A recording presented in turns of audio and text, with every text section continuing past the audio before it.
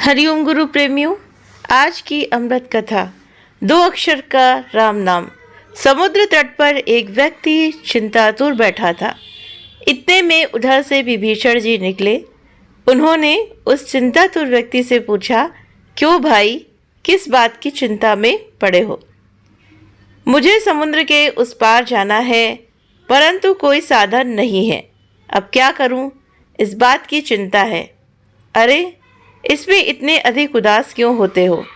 ऐसा कहकर विभीषण ने एक पत्ते पर एक नाम लिखा तथा उसकी धोती के पल्लू से बांधते हुए कहा, इसमें तारक मंत्र बांधा है। तू श्रद्धा रखकर तनिक भी घबराए बिना पानी पर चलते जाना, अवश्य पार लग जाएगा। विभीषण के वचनों पर विश्वास रखकर वो भाई समुद्र की ओर आगे बढ़ा तथा सागर की छाती पर नाचता नाचता पानी पर चलने लगा।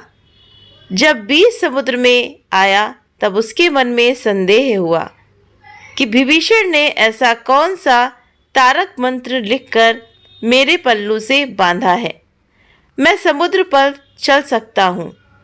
उसको आश्चर्य हुआ और उसने सोचा कि इसको देखना चाहिए, तो जरा देखना चाहिए। श्रद्धा और विश्वास के मार्ग में संदेह ऐसी विकट परिस्थितियां निर्मित कर देता है कि काफ़ी ऊंचाई तक पहुंचा हुआ साधक भी विवेक के अभाव में संदेह रूपी षड्यंत्र का शिकार होकर अपना पतन कर बैठता है। तो फिर साधारण मनुष्य को तो संदेह की आँच ही गिराने के लिए पर्याप्त है। हजारों हजारों जन्मों की साधना अपने सतगुरु पर संदेह करने मात्र से खतरे में पड़ जाती है। अतः साधक को सतगुरु के दिए हुए अनमोल रत्न समान बोध पर कभी संदेह नहीं करना चाहिए। उस व्यक्ति ने अपने पल्लू में बंधा हुआ पन्ना खोला और पढ़ा, तो उस पर 2 अक्षर का राम नाम लिखा हुआ था।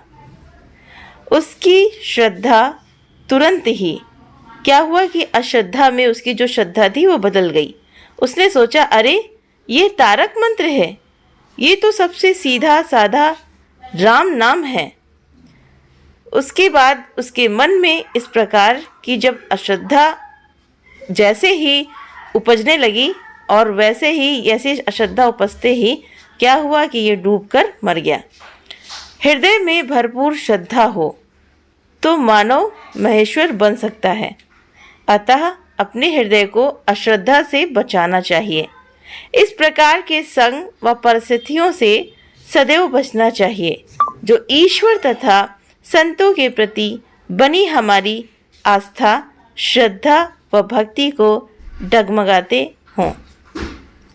त्यजेदक कुल स्वार्थे ग्रामस्यार्थे कुलम त्यजते ग्रामम जनपद स्थार्थे आत्मार्थे पृथ्वी त्यजते।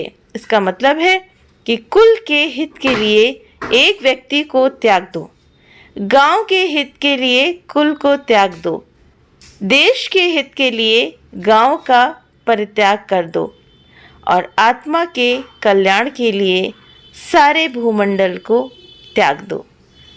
तो प्रेमियों, ये बहुत ही अच्छा प्रसंग है कि सही बात है, अगर हमारे मन के अंदर श्रद्धा है, भाव है, तो भगवान है किसी भी चीज़ में। अगर बहुत सारे लोग देखिए मूर्ति में प्रकट करके दिखा देते हैं भगवान को, क्यों? क्योंकि उन्होंने ऐसी श्रद्धा और भक्ति और सिद्धि प्राप्त की है।